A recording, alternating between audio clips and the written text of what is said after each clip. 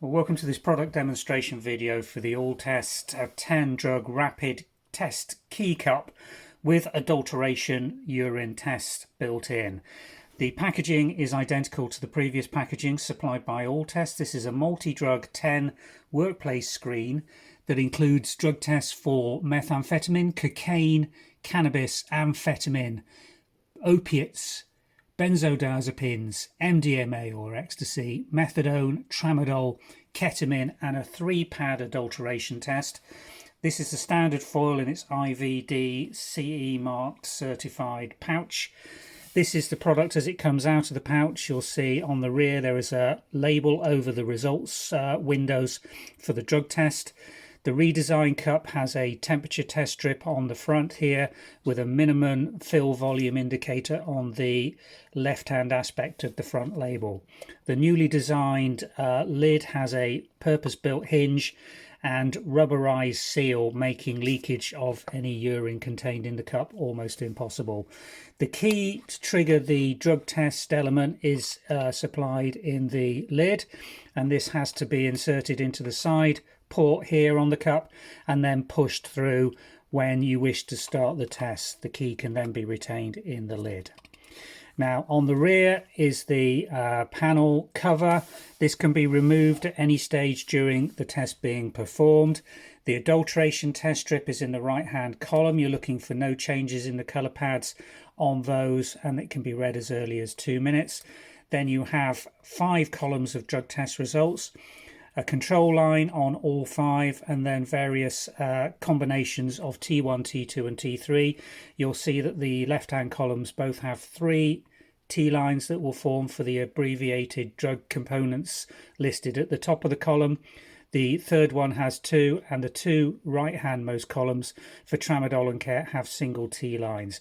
Indicative positive and negative results examples are given on the bottom of the rear label once the view label is removed. So we're going to add a sample to one of these cups and show you how to run a test. Simply open the lid, give it to the donor and ask them to go and void into the cup. We've got a sample substitute that we're going to add to this cup and show you the procedure. So sample is added, lid is sealed tightly, and then you'll see nothing happening on the rear panel at the moment. This would normally be covered up. You can decide when to remove the panel label depending on when you want to whether you want the donor to see the results or not. And then in an upright position, the mechanism for triggering this test is simply to push firmly till the key is fully inserted through into the void here, which is the key component. And then you'll see with the label removed, this drug test starting to run. You can see those pink columns starting to laterally flow up through this drug test. Now, the correct read times for these tests are between 5 and 10 minutes from starting the test results. So I'm going to pause this video now and talk you through how to interpret your results. Well, here are your test results showing at between 5 and 10 minutes. You can read this test as early as 5 minutes in an all negative sample. But if you have got any test lines that aren't developing or showing, you must allow the full 10 minutes for them to develop. And we've got an all negative test showing in front of you. Let's look at this left-hand column here. We've got a T1, a T2 and a T3 all showing.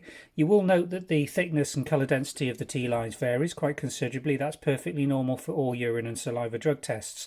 As long as you've got a control line showing, then you can interpret that as a clear negative result. And you'll see the T line for BZO in the second column is quite thin and faint compared to some of the others.